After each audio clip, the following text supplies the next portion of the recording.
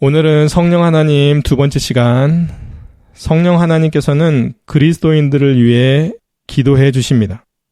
또한 성령 하나님께서는 하나님의 교회가 잘 세워지도록 도와주시고 교회의 직분자들을 세워주시며 그리스도인들이 예수 복음을 전할 때는 생명의 열매를 맺을 수 있도록 도와주십니다.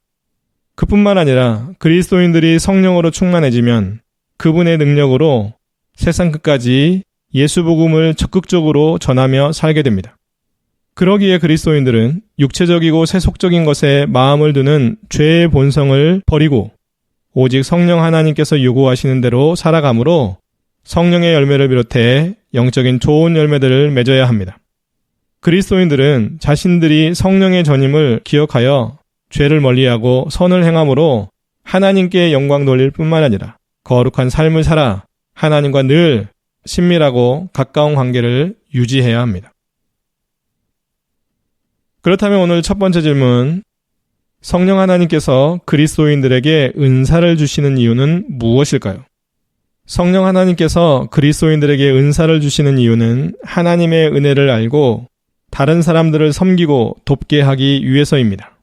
또한 성도들과 교회를 영적으로 강하게 하기 위해서입니다. 그리고 마지막으로 세 번째는 성도들과 교회의 유익을 위해서 은사를 주십니다. 사실 은사는 구원의 조건이 아닙니다. 이미 구원을 받아 하나님의 자녀가 된 사람들에게 성령 하나님께서 하나님의 일을 잘 할 수 있도록 주시는 은혜의 선물입니다. 그래서 그리스도인들은 자신이 받은 성령의 은사를 자신만을 위해서가 아니라 다른 사람들을 돕는 일과 교회를 세워나가기 위한 도구로 적극적으로 활용하며 살아야 합니다. 그리스도인들은 성령 하나님께 받은 은사로 자신을 높이거나 다른 사람들을 무시하면 안 되고 하나님의 영광을 위해 자신이 받은 그 은사를 사용하며 살아야 하는 것입니다. 두 번째 질문, 성령 하나님께서 주시는 은사에 맞게 살 때 얻게 되는 유익은 무엇일까요? 그리스도인들이 성령 하나님께서 주시는 은사에 맞게 살면 하나님의 아들을 믿고 아는 일에 하나가 됩니다. 또한 예수 그리스도를 닮은 온전한 사람으로서 성숙한 그리스도인이 될 것입니다. 사실 성령 하나님께서 각 사람에게 주시는 은사는 다릅니다. 그렇지만 모든 은사는 유익합니다. 성령 하나님께서는 그리스도인들에게 은사를 주실 것인지의 여부와 어떤 은사를 주실 것인지에 대해서 직접 결정하십니다. 혹시 그리스도인들 중에 자신의 은사가 무엇인지 모르는 사람들은 은사 점검표 등을 통해서 자신의 은사가 무엇인지 확인해 보면 좋겠습니다. 그리고 자신의 은사가 무엇인지 정확하게 아는 그리스도인들은 그 은사에 맞게 살면 하나님께서는 영광을 받으시고 은사를 행하는 사람들은 영적으로 성장하게 된다는 사실, 성숙하게 된다는 사실을 꼭 기억하시고 하나님께서 주신 은사를 적극적으로 활용하며 사시기를 바랍니다. 그런데 성령의 은사는 사랑으로 사용할 때 유익이 있습니다. 성령의 은사를 사랑이 없이 사용한다면 아무런 유익이 없다고 말씀합니다. 그러기에 성령의 은사를 사랑으로 행하는 우리의 모습이 되었으면 좋겠습니다.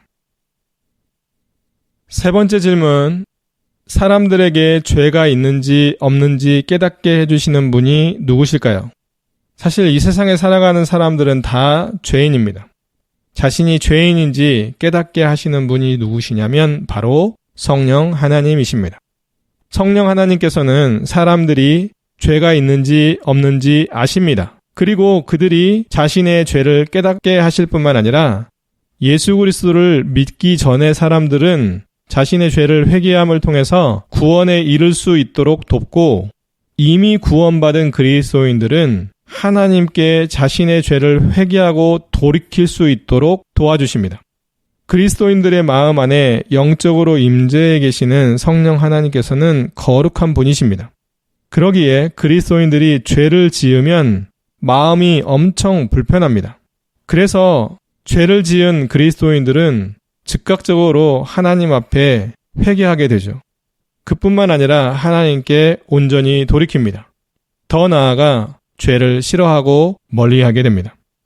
만약 그리스도인이라고 말하는 사람들 중에 죄를 지으면서도 마음에 불편함이 없거나 회개해야 할 마음이 생기지 않는다면 그 사람은 성령 세례를 받지 못한 사람, 구원을 받지 않은 사람일 가능성이 너무너무 높습니다. 자신이 그리스도인이라면 한 번쯤 생각해 보세요.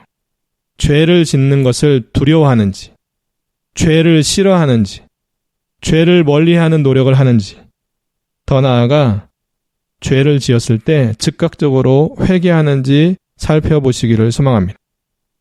그래서 혹시라도 죄를 지으면서도 아무렇지 않게 생활하고 있다면 자신은 아직 구원받지 못한 사람, 다시 말해 성령 세례를 받지 못한 사람인 것을 깨달아 아셨으면 좋겠습니다.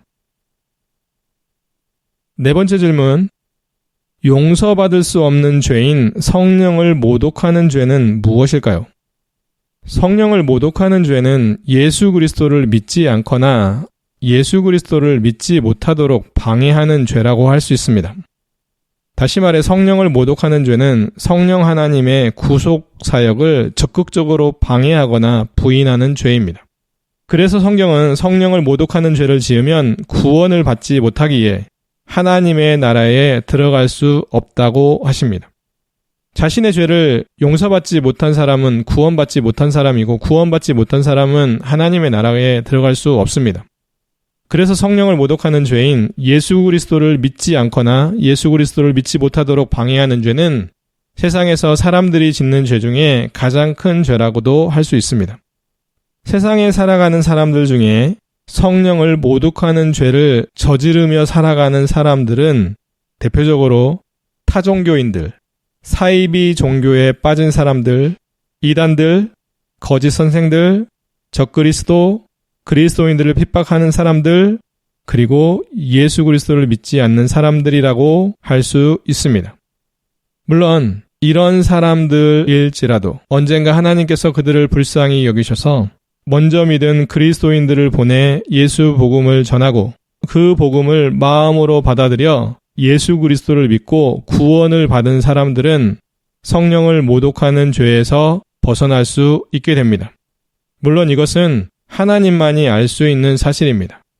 그러기에 그리스도인들은 예수 그리스도를 믿지 않는 모든 사람들이 전도 대상자라는 사실들을 기억하고 예수 복음을 항상 힘써 믿지 않는 사람들에게 전하며 살아가기를 소망합니다. 다섯 번째 질문. 성령 하나님께서 그리스도인들에게 주시는 행위의 열매들은 무엇일까요? 성령의 열매는 9가지가 있습니다. 사랑과 기쁨과 화평과 오래 참음과 자비와 선함과 성실과 온유와 절제입니다. 성령 하나님께서는 성령 하나님의 요구대로 사는 그리스도인들에게 행위의 열매인 성령의 열매를 맺게 하십니다. 성령 하나님께서 그리스도인들에게 성령의 열매를 맺게 하시는 이유는 하나님의 영광을 위해 살게 하시기 위해서이고 예수 그리스도를 닮아가는 삶을 살도록 배려하신 것입니다. 또한 예수 복음을 사람들에게 잘 증거하며 살 수 있도록 돕기 위해서이고 믿음의 형제들끼리 서로 하나된 모습으로 잘 살아갈 수 있도록 돕기 위해서입니다. 사실 성령 하나님께서는 하나님의 말씀에 맞게 사는 그리스도인들에게 성령의 열매뿐만 아니라 영적인 좋은 열매들을 맺게 해주시는데 그 대표적인 열매들은 의의 열매, 빛의 열매, 선한 열매, 회개에 합당한 열매, 복음의 열매, 생명의 열매 등이라고 성경은 말씀하고 있습니다. 그리스도인으로 살아가는 우리 모두는 성령의 열매뿐만 아니라 영적인 좋은 열매를 맺도록 말씀에 맞게 살아가는 데 힘써야 되고 하나님께서 기뻐하시는 삶들을 믿음으로 살아내야 되며 세상 가운데 죽어가는 영혼들에게 예수 복음을 잘 전하고 살아야 됩니다. 그래서 우리 모두 이 땅에 살아가는 동안 성령의 열매를 비롯한 영적인 좋은 열매를 맺을 뿐만 아니라 그것으로 하나님 앞에 크게 영광 돌리며 살아가는 우리 모두가 되었으면 좋겠습니다.